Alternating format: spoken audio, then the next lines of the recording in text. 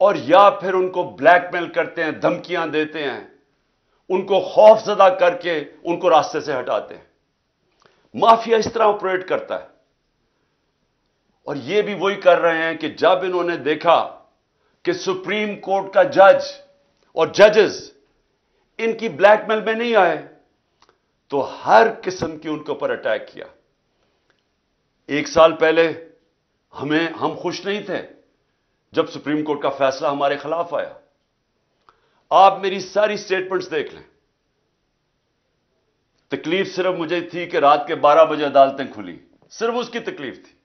باقی ہم نے سپریم کورٹ کا فیصلہ تسلیم کیا، کسی جج کو برا بھلا نہیں کہا، بلکہ کوشش کی کہ ہماری عدلیہ کی رسپیکٹ ہو پاکستان میں۔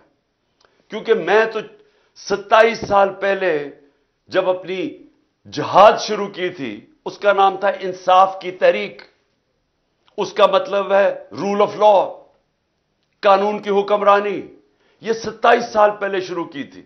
جس طرح میں نے شروع میں کہا، میری زندگی کا تجربہ تھا کہ جب تک ہمارے ملک میں انصاف کا نظام، قانون کی حکمرانی نہیں آتی، ہم اسی طرح ہی ہاتھ پھیلائے ہوئے دنیا کے سامنے پھرتے رہیں گے۔ میں ایک بار بار مثال دیتا ہوں، میں پھر سے آپ کو دینا چاہتا ہوں کہ دیکھیں، انصاف پہلے، خوشحالی بعد میں۔ مدینہ کی ریاست میں نبی صلی اللہ علیہ وسلم نے پہلے انصاف قائم کیا، پھر خوشحالی آئی۔ آپ کے سامنے پاکستان کی میں صرف مثال اس لیے دیتا ہوں کہ انصاف کے انڈیکس کے اندر، یعنی جو دنیا میں کن ملکوں میں کتنا انصاف ہے، اس کا بنا ہوا ہے، ایک ٹیبل بنا ہوا ہے۔ دنیا میں سب سے زیادہ جس ملک میں انصاف ہے، رول آف لا ہے، وہ ہے ڈنمارک۔ ڈنمارک 140 ملکوں میں نمبر 1 ہے۔ پاکستان 140 ملکوں میں 129 نمبر پہ ہے۔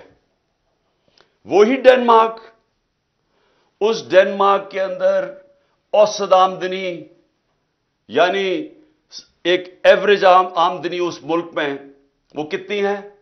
$66,600۔ پاکستان میں اوسط آمدنی $1,600 پہ ہے۔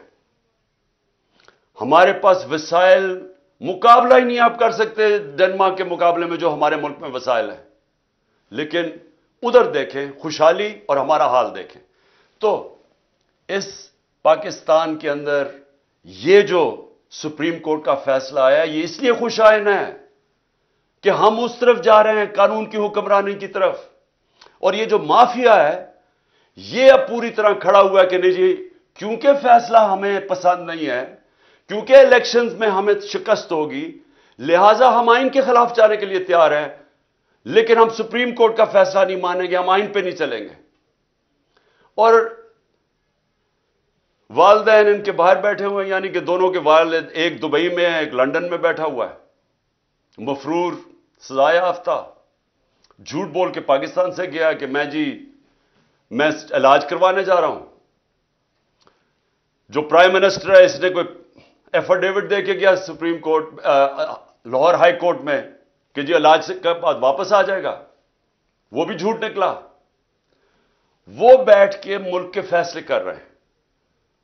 یہ 30 سال سے یہ جو دو لوگ، جو دو خاندان کے سربراہ ہیں، جو اس ملک کے فیصلے کر رہے ہیں، میں سب سے پہلے یہ پوچھتا ہوں کہ ان کا پاکستان میں سٹیک کیا ہے؟ یعنی ان کو کتنی پاکستان کی درد ہے؟ جب تھوڑی سی مشکل پڑتی ہے باہر بھاگ جاتے ہیں، جب اپوزیشن میں ہوتے ہیں باہر بھاگ جاتے ہیں۔ وہ جب جیل میں جانے لگا نواز شریف، دونوں دفعہ ڈیل کر کے باہر بھاگ گیا، اور اب باہر بیٹھ کے یہ فیصلے کر رہے ہیں کہ سپریم کورٹ کا کون سا فیصلہ یہ مانیں گے اور کون سا نہیں مانیں گے۔ اور یہ ساری قوم دیکھ رہی ہے۔ ان بچے پھٹے ہوئے اپنے، وہ بچوں کو یہاں بٹھایا ہوا ہے جنہوں نے زندگی میں 1 گھنٹہ کام نہیں کیا، جن کو کوئی تجربہ ہی نہیں ہے سوائے یہ کہ وہ کہتے ہیں جی ہم باپ نے ہمیں اجازت دیا کہ ہم اب پاکستان میں سٹیٹمنٹس دیتے رہیں۔ وہ جو جس طرح کی سٹیٹمنٹس دے رہے ہیں، ایک کہتے ہیں جی مارشل لا لگ جائے گا، مارشل لا لگ جائے گا۔ مارشل لا لگ جائے گا.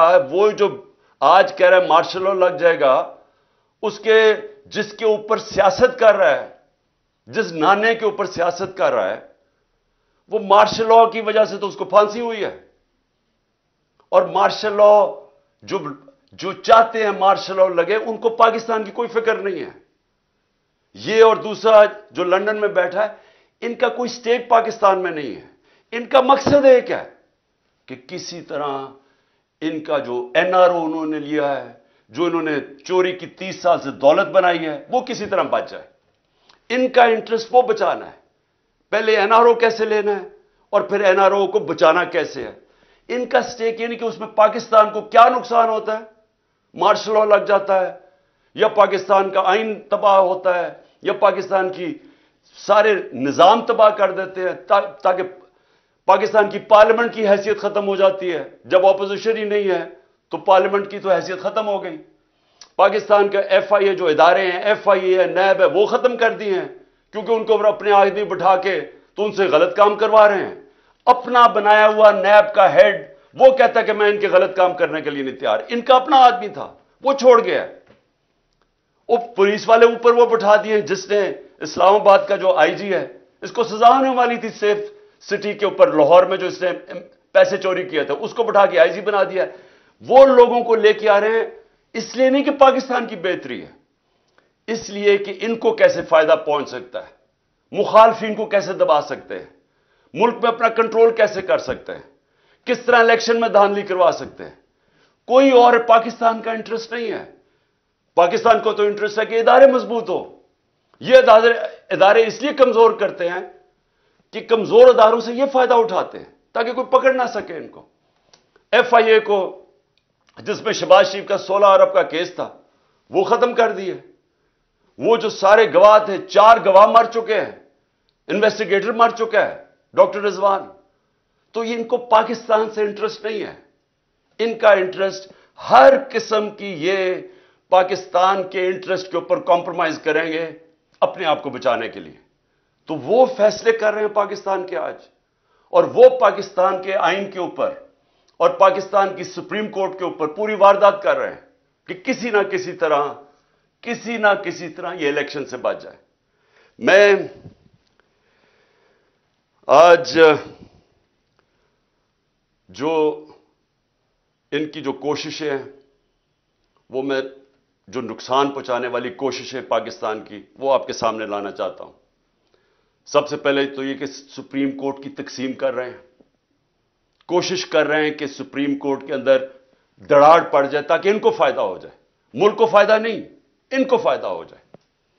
یہی جب 99 کے اندر ہوا تھا, جسٹس سجاد علی شاہ کا جو سپریم کورٹ کو انہوں نے اٹیک کیا تھا, تب بھی انہوں نے سپریم کورٹ کو تقسیم کیا, اس لیے کہ ایک چیف جسٹس فیصلہ کر رہا تھا نواز شریف کے کنٹیمپٹ کیس پہ.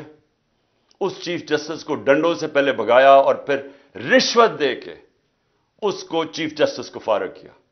اب پھر کوشش کریں سپریم کورٹ پہ, اور ہم دعا کرتے ہیں اللہ سے کہ ہمارا سپریم کورٹ ملک کے بھلے کے لیے یہ اکٹھا رہے گا اور یہ آئین کے اوپر کھڑا رہے گا. ہم یہ دعا کرتے ہیں. اور ان کا دوسری کیا کوشش ہے کہ جو ملک کی سب سے بڑی جماعت ہے اس کے بیچ میں اور پاکستان کے اسٹیبلشمنٹ ادارے, فوج کے ادارے کے بیچ میں فاصلے بڑھائے جائیں, مس انڈرسٹینڈنگ کریٹ کی جائے, کسی نہ کسی طرح آپس میں یہ دو ٹکرا جائیں. ان کو یہ نہیں فکر کہ پاکستان میں یہ ہو چکا ہے ایک دفعہ. جب 1970 میں جو پاکستان کی سب سے بڑی پارٹی جب الیکشن جیت گئی تو تب بھی یہ کیا گیا تھا ذاتی مفادات کے لیے. وہ سب سے بڑی پارٹی کو فوج کے ساتھ ٹکرا دیا ان لوگوں نے جنہوں نے ذاتی فائدے اپنا سوچا تھا, اور پاکستان ٹوٹ گیا تھا. آج بھی وہی کوششیں ہو رہی ہیں, ملک کی خاطر نہیں, ان کو اپنی ذات کے لیے یہ پوری طرح کوشش کر رہے ہیں کہ آپس میں ہمارا کوئی ٹکراؤ ہو, کسی طرح یہ تاثر دیا جائے کہ جناب فوج ہے پیچھے, اس کے جو کہ تحریک انصاف کے خلاف جو پوری کارروائیاں ہو رہی ہیں، جو بھی ہمارے خلاف ہوتا ہے، پولیس جب ہمارے خلاف کارروائی کرتی ہے تو پولیس والوں سے پوچھتے ہیں، وہ کہتے ہیں جی ہمیں پیچھے سے حکم آیا ہے۔ میری جو جے آئی ٹی بنی، جنہوں نے مجھے قتل کرنے کی کوشش کی، جے آئی ٹی کا جب ریکارڈ ختم کر رہے تھے، جب جے آئی ٹی کی جو فائنڈنگز تھی اس کو ختم کر رہے تھے، تو جب ان سے پوچھے، وہ کہ جی ہمیں ادھر سے اوپر سے حکم آیا ہے۔ جو میرے گھر کے اوپر حملہ ہوا، وہ کہتے جی پیچھے سے حکم آیا ہے۔ جو جوڈیشل کمپلیکس میں میرے اوپر پوری طرح تیار کیا ہوا تھا مارنے کا یا جو بھی پکڑ کے لے جانے اغوا کرنے کا، ان سے پوچھا، انہوں نے کہا جی پیچھے نامعلوم افراد تھے۔ جو بھی ہو رہا ہے اس وقت، کیسز ہیں 143 کیسز میرے اوپر، وہ کہتے ہیں جی پیچھے سے ہے۔ تو یہ جان کے کیا جا رہا ہے، اپنے آپ کو بچانے کے لیے ملک کو تقسیم کیا جا رہا ہے، اپنی ذات کے لیے کسی طرح ان کے این آر او ان کا بچ جائے اس کے لیے، اور الیکشن نہ ہو اس کے لیے پوری کوشش کر رہے ہیں کہ سب سے بڑی پارٹی اور اس کے بیچ میں جو پاکستان کی اسٹیبلشمنٹ، اس کے بیچ میں نفرتیں بڑھتی جائیں۔